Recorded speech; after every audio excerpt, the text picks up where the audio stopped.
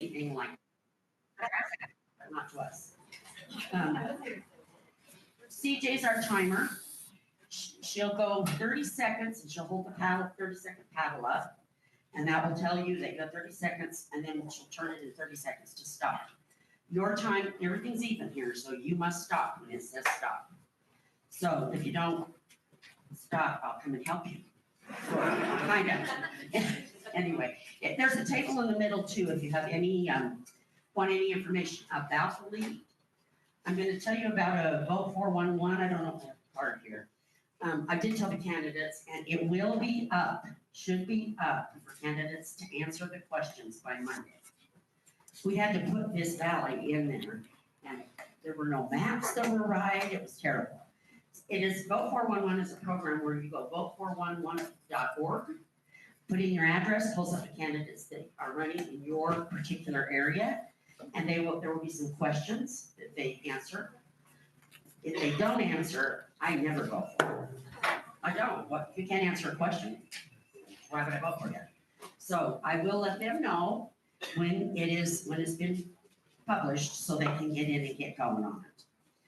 Okay, all right, let's get started. I hope I covered everything. The one last thing I say is this is nonpartisan, and so look at the candidate, not the party. Who is going to benefit you? That's what you're looking for. Okay? We'll go ahead and start with Shannon. 2 minutes, and she's going to tell you all about herself. Are you out there? No. Hello?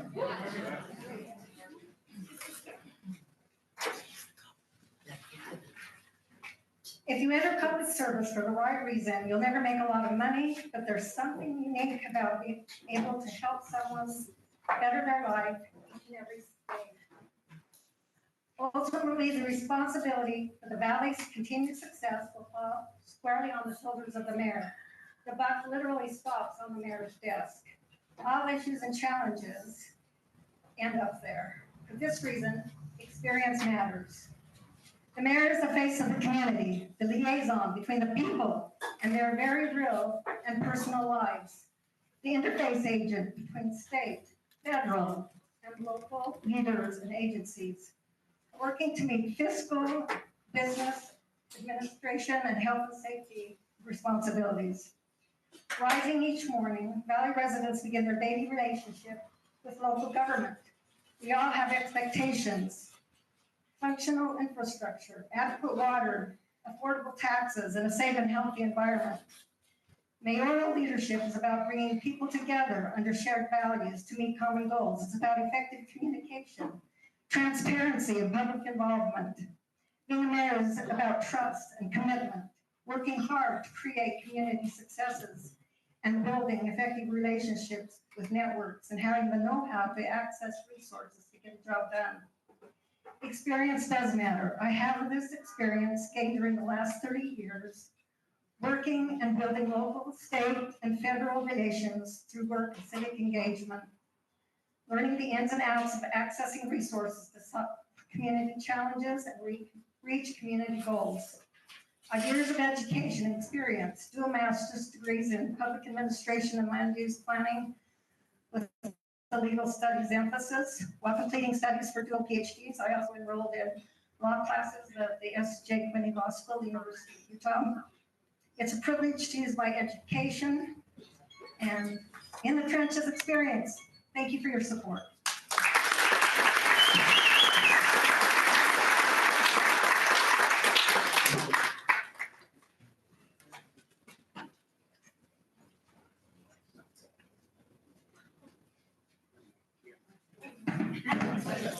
I was waiting for all right.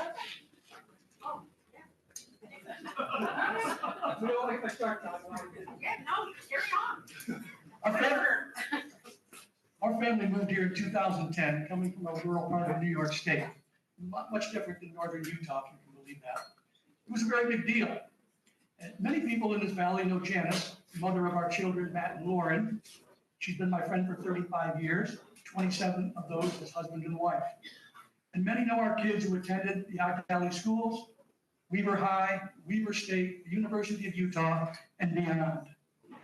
Janice and I both have a history of community service in Ogden Valley, and both Matt and Lauren serve their communities as educators. People who don't know me well ask, why are you running for mayor? And to be honest, that's really a good question. You know, the root of my candidacy is based on my adherence to do what is right, and to take action when the time comes. My daughter Lauren reminds me from time to time of one of my golden rules, and that is, you are either part of the problem or part of the solution. In the 15 years I've lived here, I've seen a change here. The view of the valley from Mount Ogden, the Skyway Trail, James Peak, and Bell Mountain has changed. I've stood on those mountains many times, and I've stand behind you. I've been in the county commissioners' chambers, spent time with the county planning department, and in the county garage. From my house to East Bradford Hills, I see every vehicle heading up 58 every day. Incorporation was the first step in building a functional municipality. And us as a collective society will elect 5 individuals to represent every resident of the new city. We are all going on journeys, and I'm willing to step forward and take the helm to be chartered voice of every day. Thank you.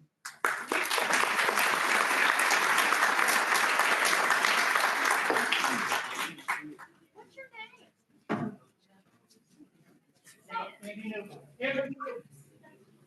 Administrative note, we got almost 50 people online trying to listen to this, so if you speak up and get it out, they'll be able to hear you. If you don't, they won't. So. Hello, are you out there? No, we did not catch his name because he wasn't introduced. We were all sitting there saying, who is this? Thank you. My name is Tony Ogden, President of Ogden, and I'm here. Thank you. And to my left, speaking next. Did you hear that? To my left, speaking next, I have Kyle Ritter.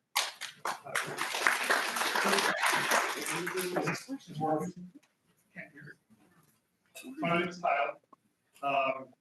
My wife Ty and I have 3 children, 2 live without the house, 1 teenage daughter in the home. My professional background is as an attorney. My focus of practice is contracts, business law, negotiations.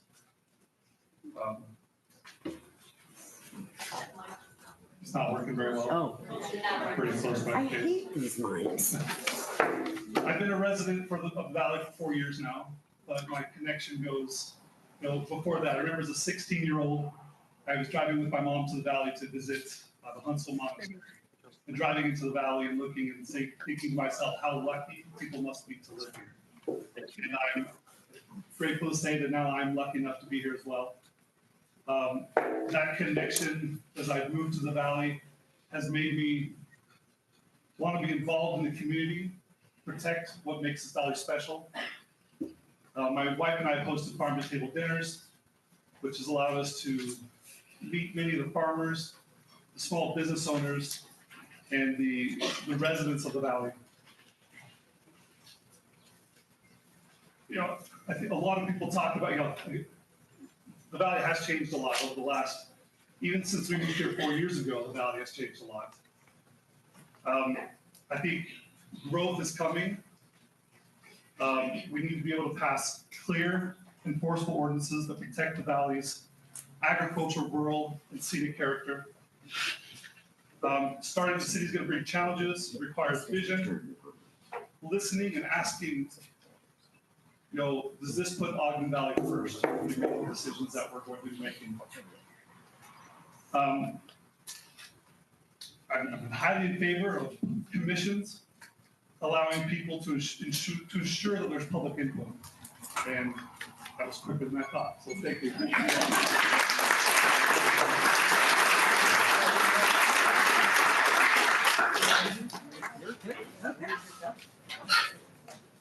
I'll introduce myself.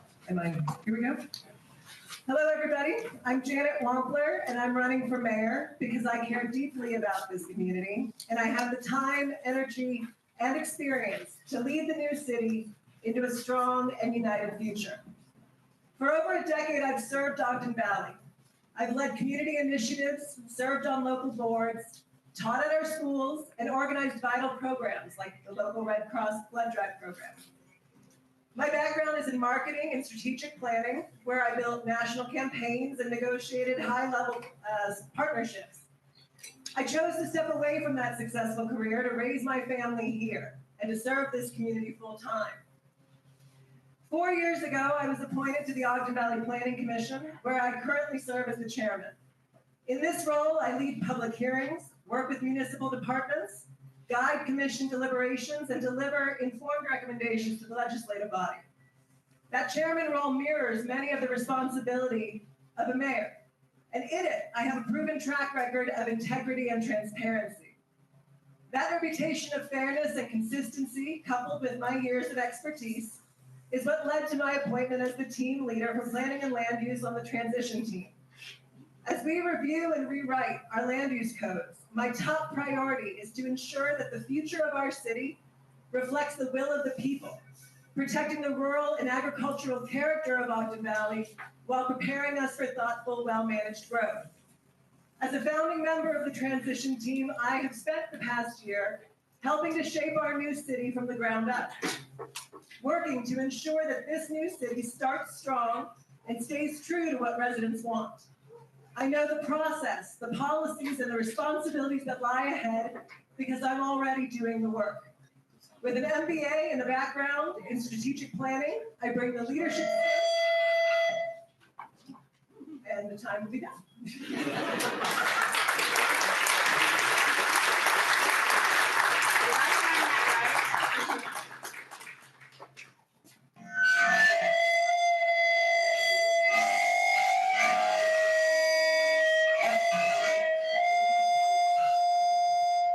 Okay, the monsters are here now. It works, yay! Was she cut off? No. Oh, it did. Okay, a lot of questions are on the same topic, so you're gonna get a summary of the same topic, so I don't have to ask every single question. How do you see the new city government address conflicts of interest, particularly regarding holding office, development, and growth? Again, how do you see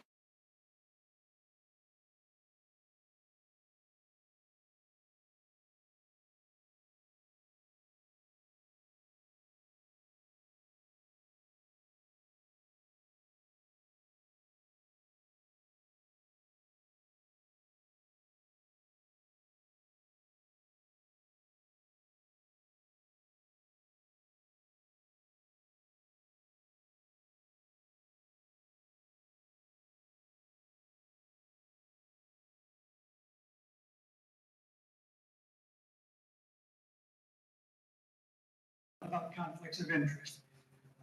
I have some background. So in the realm of the municipality, certainly that's an issue. So what you generally do with a conflict of interest is look at the topic that is at hand, and you ask the members who are going to make a decision, do you have any financial holdings or any other reason to be, not be involved with this conversation? It's a bit of due diligence. But we'll all be trained through the Utah State program for conflict of interest when we learn about the meetings and the processes. So that's a short answer to a big question. It didn't cover everything, but conflict of interest is a big thing, and I have zero. I have no property holdings. I have nothing to do with development.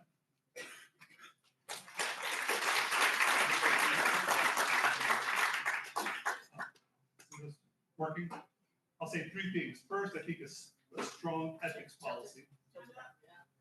A strong ethics policy.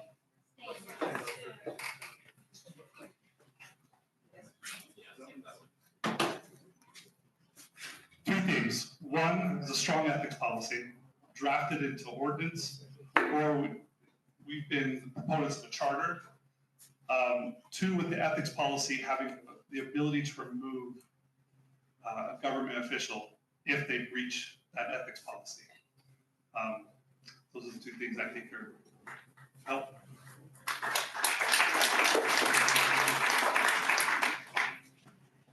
Okay, conflict of interest, I agree with my, my companions here. It's about writing a very strong policy on conflict of interest and ethics and upholding it, as well as having a documented process for removal should any city official or vendor that the city contracts break that policy. There needs to be a process that's written down to remove these people from office as well.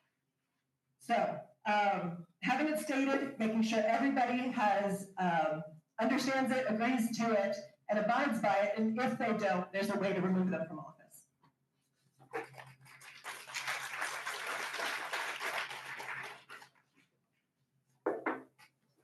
Okay, right off the bat, incorporate it into the city. Day one, you need to have a strong conflict of interest policy and procedures. And Weaver County, for instance, does have that.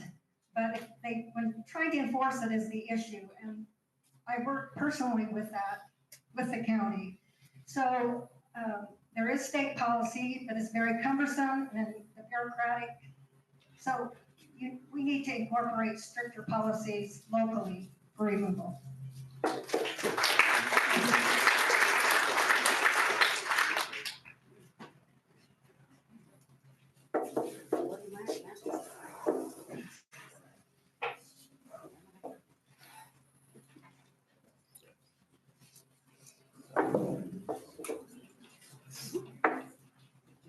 Okay, we're gonna play with one mic, it looks like. Okay, let's hold the applause as well, just because that takes up time for them. Okay, another question. We'll start here with Kyle. What do you foresee your role as mayor of Ogden Valley to be? So I think the mayor, just make sure that. Sorry.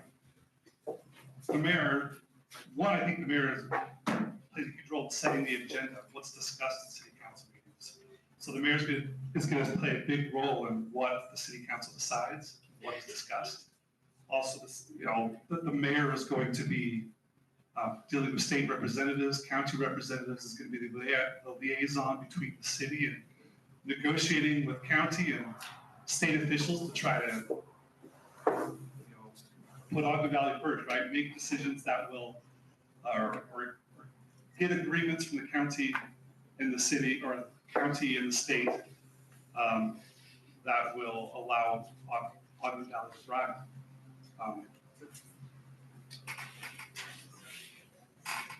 Okay, the role of the mayor as I see it. I believe the mayor needs to facilitate all of the city council meetings.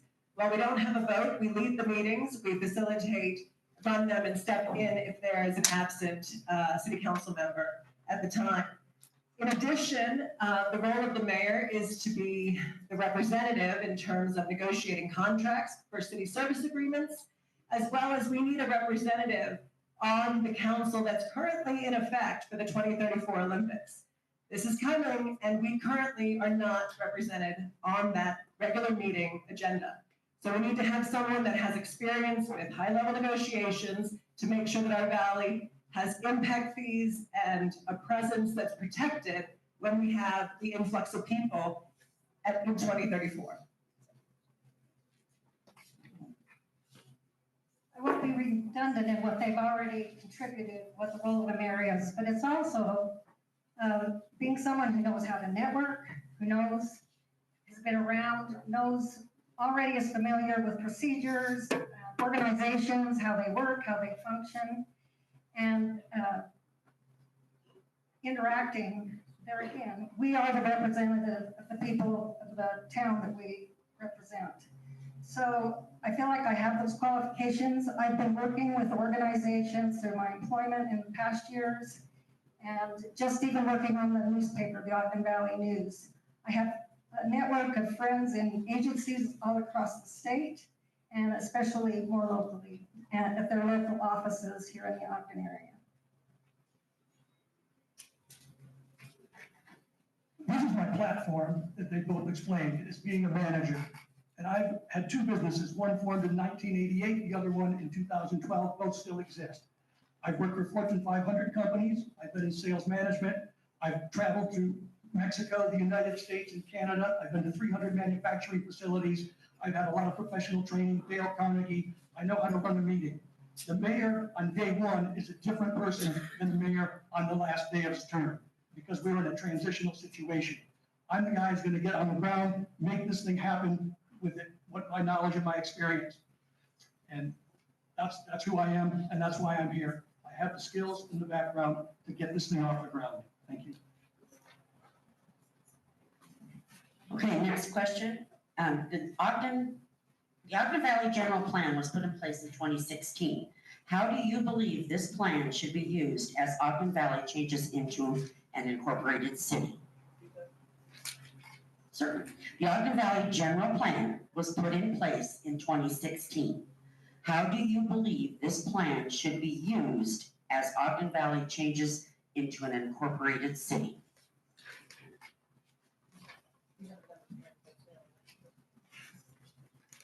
Okay, so I'm a big supporter of the Ogden Valley General Plan. I was here and participated in the meetings as it was being established.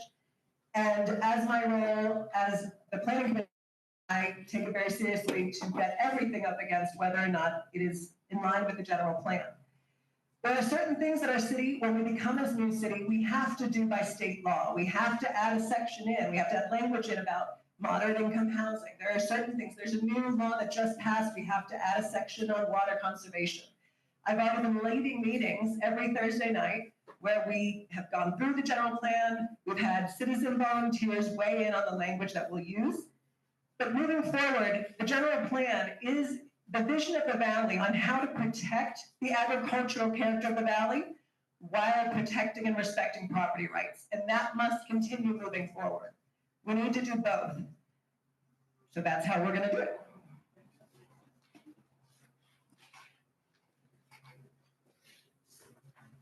I wholeheartedly support our current general plan. It was created with massive public support and participation. One thing that we lack in Weber County, and I believe was the downfall of the general plan and why it in some instances fell short, was the county refused to adopt an ordinance requiring that the county follow the general plan. The ordinance is just a short, brief little couple of sentences. And in that ordinance, if we choose to adopt that, it will require the city leaders to follow the general line or general plan. It won't be just a guidance document. So that's what I would, first thing off the bat, I would work with the city council, asking them to adopt an ordinance to require the new city to follow our general plan.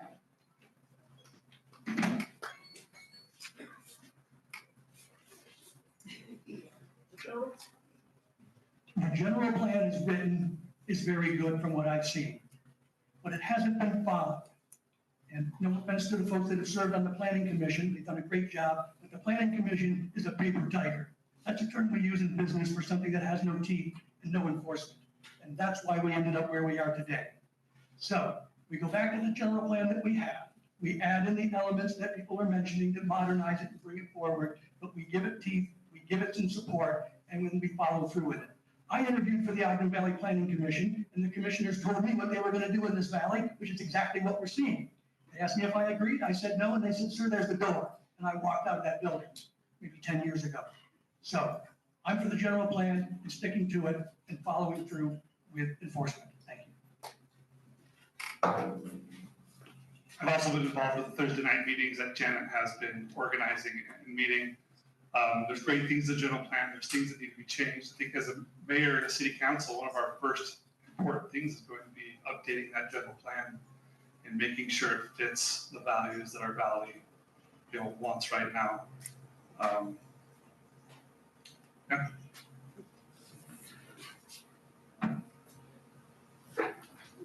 Looking for you to start. Okay, Okay, short-term rentals have been a concern to many residents for a long time now. Explain your position on short-term rentals. Well, there's a place.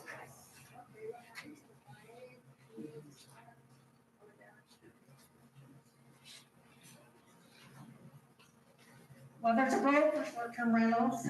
They need to be limited, they need to be managed in any community. If not, they take over and they can wreak havoc, as we've seen here in Ogden Valley. When we were going through this issue during COVID, I called many towns and cities to see how they handled short-term rentals. One of the greatest ideas was at the town at the bottom of Big and Little Cottonwood Canyon, and what they do. There are cities broken into districts, as we have currently, and they limit a percentage of homes in each district for short-term rentals. So maybe 1.5% of the homes could be used for short-term rentals. They have to license. Once they're licensed, if you want to apply for a license, you get on a waiting list and wait your turn. And if not, housing prices go through the roof and all the other ills that go with short-term rentals.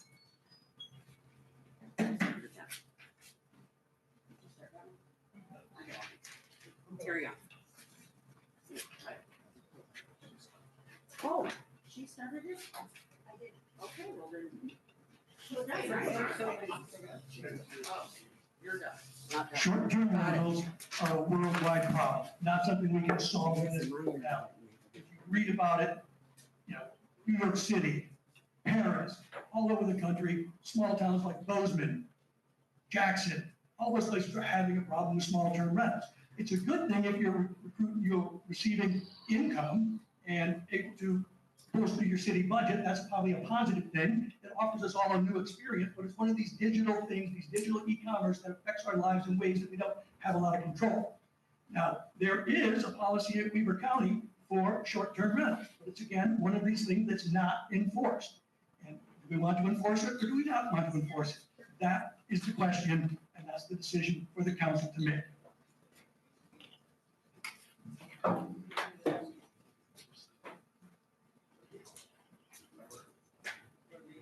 Nick was already on. Looking at the Airbnb issue, I think there's two different, I look at Airbnbs in two different buckets. You look at the Airbnbs where someone buys a home and it's for the purpose of Airbnb and there's nobody in that neighborhood, there's no long-term resident. And then there's the Airbnbs where someone has a basement and they want to make a little bit of extra money. So they're on site, they live there, and they have an Airbnb. I think all Airbnb, I agree. I think there needs to be good, solid ordinances surrounding Airbnbs, requiring a licensure so we can tax them. I think it's an area of revenue that we should look at. Again, I don't think we should allow Airbnbs, whoever wants them, but I think there could be a way that we could, derive some tax from that, being a place that is, has a lot of tourism. But I do think that we could treat two things separately, homes that are purchased only for Airbnb and people that want to make a little extra. So our valley had a very active citizen group that really came after the county to make sure that they wrote and held a short-term rental ordinance. They spent about 2 years on the process, constantly having that. In the end, the county ended up deciding they're not going to create any new areas for short-term rentals. And that was what was requested by our valley. The little hidden footnote was that they reserved the right to add them into developer agreements, which essentially allowed them to spread them further in the valley. So I believe that people buy where they're buying on purpose. You buy the zone you're buying in because that's where you want to live. Some of those zones include short-term rentals, some don't. And we shouldn't mix and match. But we do need enforcement. As these people mentioned, there's a business license that you have to register for. And that's an annual income that comes in, plus the sales tax and revenue for the valley. But we have to have enforcement that's going to look through and see both from comments from the neighbors as well as looking online so that we can make sure people adhere to it. All right, thank you. Part of the recreational areas used to bring people to the valley, biking, skiing, boating, etc., are actually in the valley, yet none of these funds actually come to the valley. What is your opinion of that situation, and do you have any way of fixing that? Well, I'm invested in this process because I'm on all these mountains, I'm in the water, I'm on the snow, I ride the bike, I do everything. I don't know what the ins and outs are of the funding, but we have national forest land, we have other sorts of public lands, then we have the county like North Fork. I don't know what the revenue stream is, so I can't answer this question intelligently right now. But I'm all for recreation, protecting our environment. I have a metal water bottle up here, not plastic. I am all for having more recreation, maintaining it, taking care of it, whatever revenue we can generate, if it needs to be brought to this valley, we'll go get it and bring it back.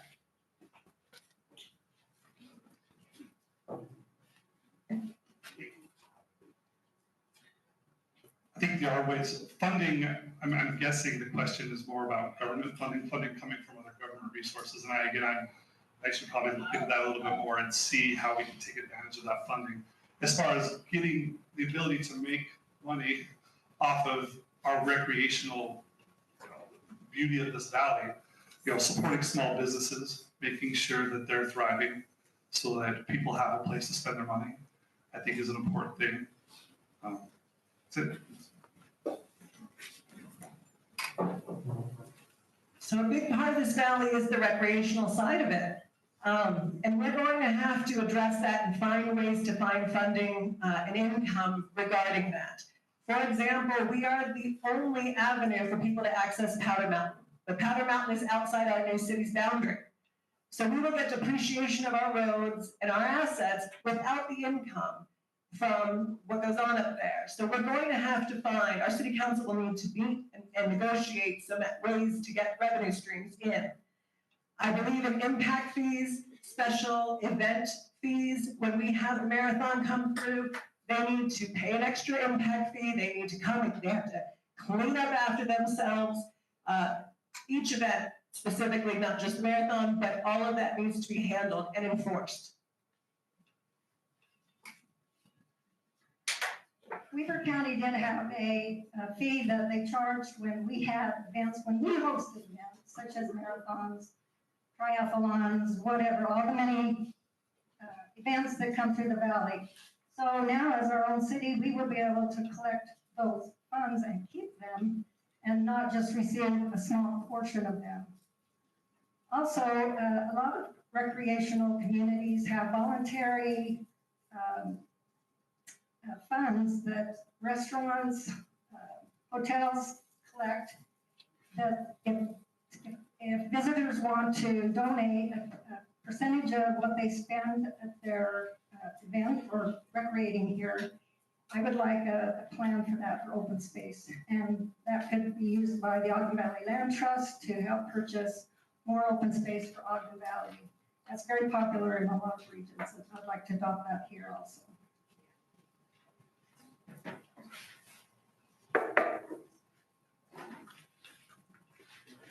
Questions? A lot of development here, property owners run on a well. If you add more wells, what do you feel needs to be done to ensure that the current homes continue to get an adequate amount of water? A lot of development property owners run on a well. If you add more wells, what do you feel needs to be done to ensure that current homes continue to get an adequate amount of water? So I recently reviewed the 2019 hydrology study in the valley, talking about whether or not there's enough water here for the growth that's expected. I guess it says there is, but there's a lot of caveats to that. One is that these drilling of wells could lead to problems with our water quality, and there's a lot of issues in there that I was reading about that brought up a lot of questions on how are we going to do this. One concern I had was the plan or the study talked about the way to get more water into a lot of these wells is to transfer agricultural water to culinary water. Now, I think that's a concern we should all have. Like, it's rid of our agricultural nature, the more water that's transferred from agriculture to culinary water. So that's going to be an issue we can discuss.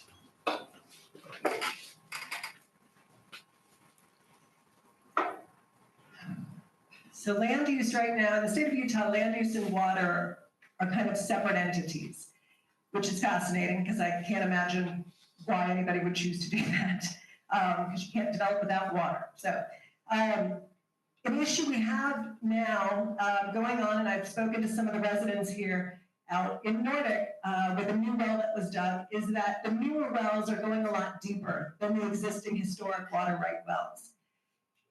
And what's fascinating is when these homeowners go to complain to the people that are in charge of this, they're basically told, get a lawyer. And that's not fair. If people have historic water rights, then they come first.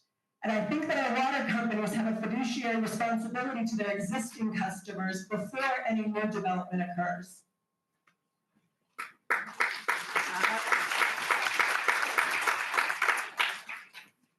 So a very interesting question. As you probably all know, water rights are regulated by the state of Utah. They hold water rights. And if anybody wants to dig a well, they have to go to the state of Utah. So the thing is, as a new city, we can do our part. For instance, when Powder Mountain was digging all their wells up on top, unlike Weaver County and our commissioners, Cache counties, because the wells, some of them were up on the Cache County side, their commissioners and their commission were spokespersons for the people that they represented and were able to get concessions that protected the people of Cache County and their water rights. We need to do the same thing. As a mayor, I will do that. I will fight for and represent you to protect your water rights, especially our farmers' water rights. They're so important. And instead of working against you, I'll work with you and for you.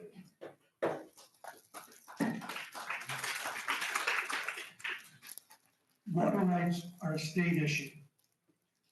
We don't have a lot of horsepower locally to fight the state. There's a lot of lawsuits taking place. Personally, I've lived on a well almost all my life. I'm from the east, there's tons of water. Water rights aren't an issue. Out west, it's a whole different thing. The farmer, the rancher shuts down the stream, and then the guy downstream is yelling, and that's how water rights came about.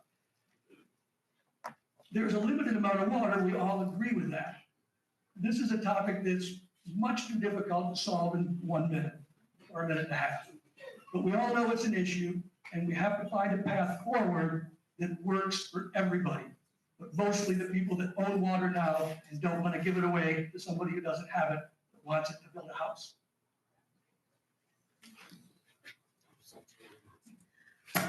Okay, I'm gonna try to summarize this. A lot of people who are running for office also have an interest in development, or have a tie or a family member or something that is interested in developing. How are you going to make sure that that does not affect any decision made by the city council or the mayor? How are you going to make sure that a conflict of interest between a developer or a person that's tied to a developer, how do you make sure that that does not change any kind of a decision that is made? I think this goes back to our first question about ethics and a conflict of interest. I think whether you're sitting on a planning commission, whether a water board, or you're the city council or the mayor, you have a responsibility to declare any personal as well as family members that are involved in any issue that's coming before you at all, whether that's development or something else. And a clearly written statement on what the conflict of interest boundaries are and what the procedure is to process through that. We are allowed to go stricter than the state. We can't go looser, but we can go stricter. And I think that conflict of interest and ethics rules of our new city are paramount.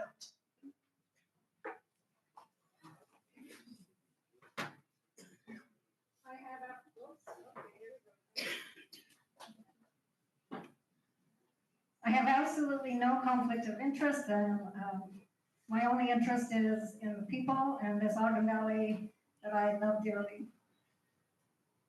I'm going to go back to the water issue for a minute with my time.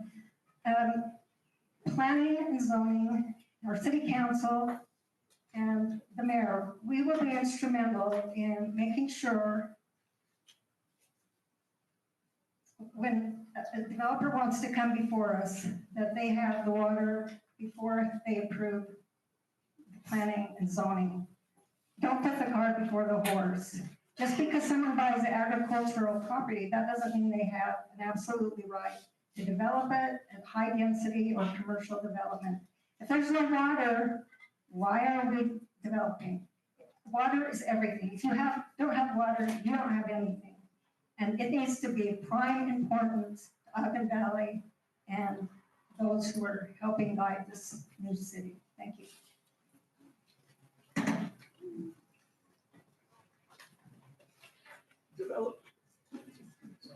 Development has a lot of aspects. It has excavators, it has lumber, it has investors, it has the county planning department, it has real estate people. Okay, it's a wide ranging of people. So conflict of interest. And I'm just gonna pull this out of my hat. I'm gonna be straightforward. Shut any conflict of interest?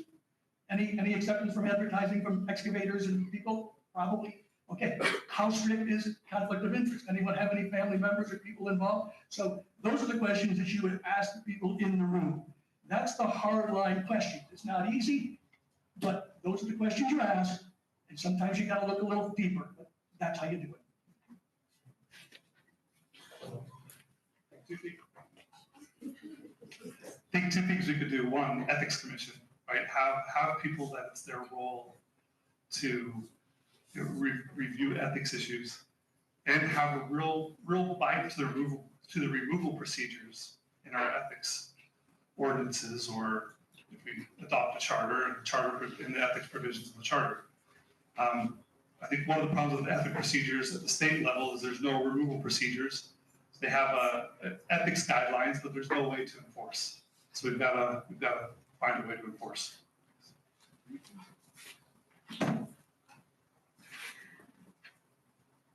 Okay, in 2024, the amount of growth in the Ogden Valley fell significantly short of the projected growth that was needed in the incorporation feasibility study for our new city to fund itself. So the growth was lower than they expected. If we do not have adequate growth to cover our expenses, how do you propose we make up the shortfall?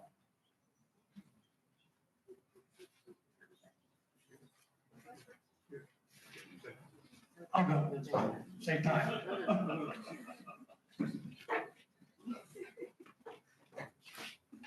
Growth is not the only way that you fund a city or a county.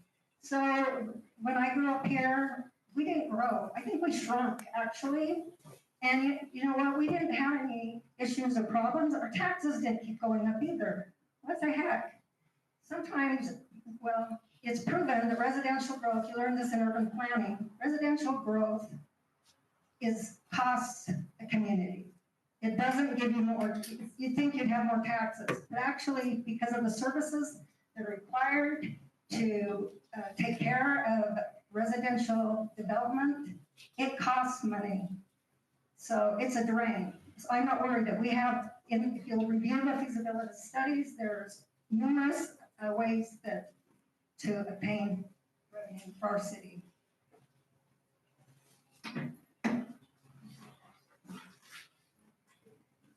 We're getting a little far ahead of ourselves because we don't have any money. The city has zero money.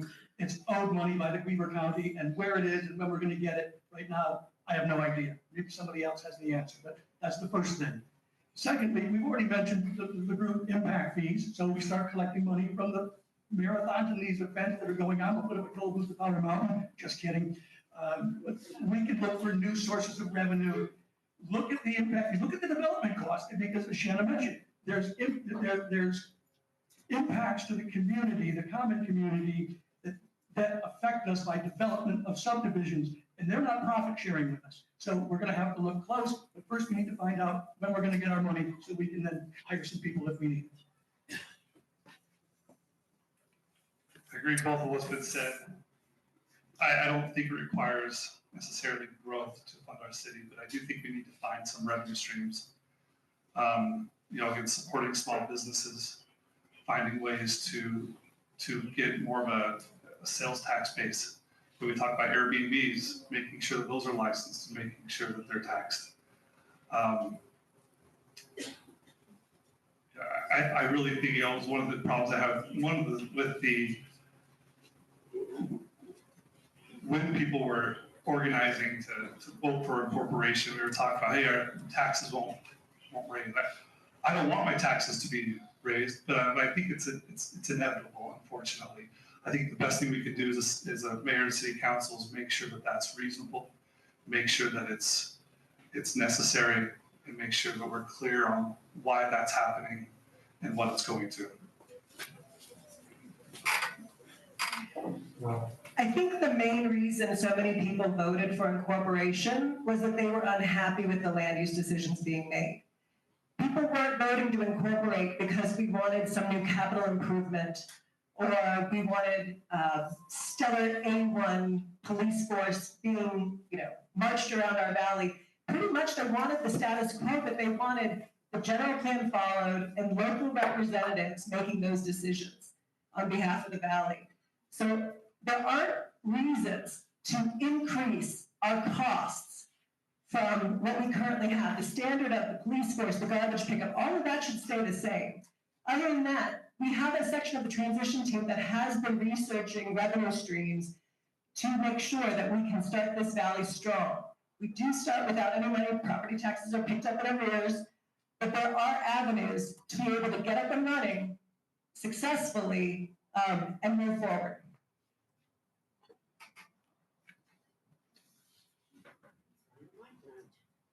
Okay, we're about out of time. I've tried to hit as many of the water development, growth issues that you had written on your questions.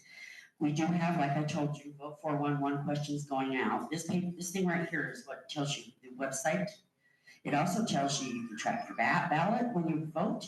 You can see if you are registered to vote, and you can register to vote there as well.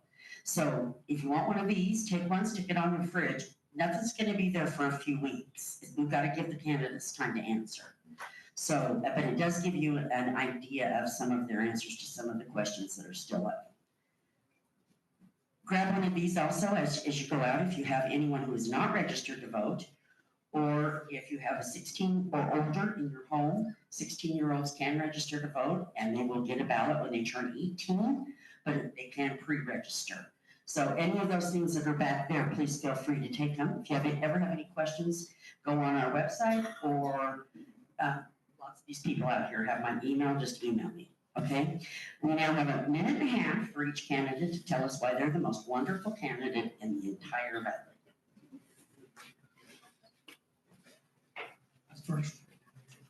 First off, I'd like to thank everyone for coming tonight, and I'd like to thank the incorporation group, and thank the transition team, and thank everyone for giving me the opportunity to be here and to say what I have to say and to participate in my civic responsibilities.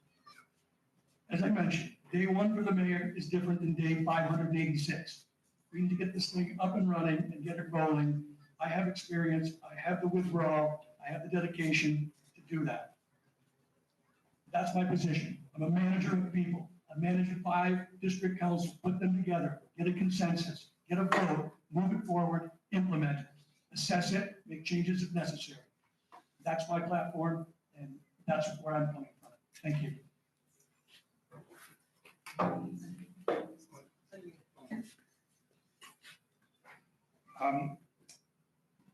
As an attorney, I've spent my career solving problems, negotiating solutions, and standing up for what is right. What's right in our situation is do our decisions put Ogden Valley first? And I really am committed to that, on deciding, through collaboration, through negotiations, through talking with people that know things I don't, and making sure the decisions that we make put our valley first.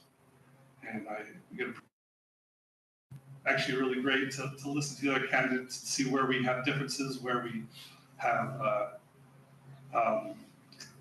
we're in agreement. And I think that we are all in agreement that we love the valley and we want to see it stay the way it is as far as the special characteristics and look for responsible growth. Thanks. So again, I'm Janet Wampler, and I'm running for mayor of Ogden Valley. For over a decade, I've served our valley as a volunteer, as a leader, and most recently as a founding member of the transition team, preparing Ogden Valley for cityhood. I've led local initiatives over the last decade. I serve actively on the Community Foundation of Ogden Valley, as well as I'm chairman of the Planning Commission. And before all that, I had a successful career in marketing. I have an MBA and Six Sigma certification, skills that I will put to use on behalf of our valley for financial stewardship, ensuring that the land use laws and codes reflect the will of our people specifically, and being financially responsible with your tax dollars.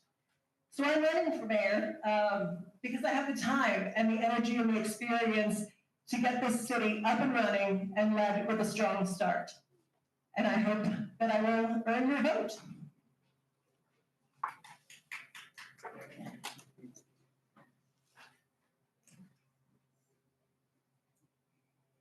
I've been serving and volunteering on behalf of the Valley for over 30 years, including actively engaging, attending community meetings, county meetings, state meetings, reaching out to agencies and elected officials, serving on boards, committees, providing feedback on important decisions for the benefit of this remarkable place that we all call home.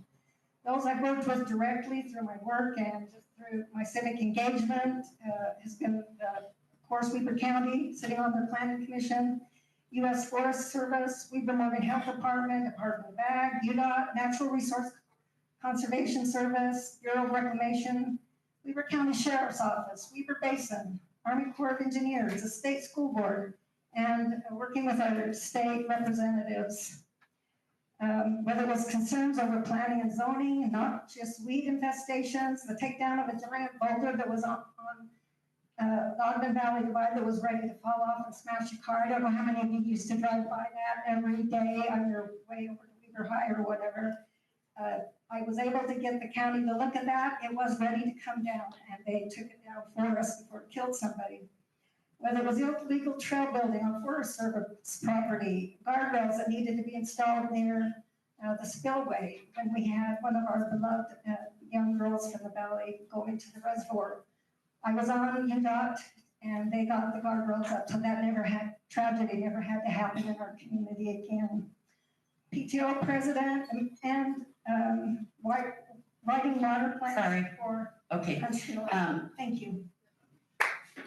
now clap.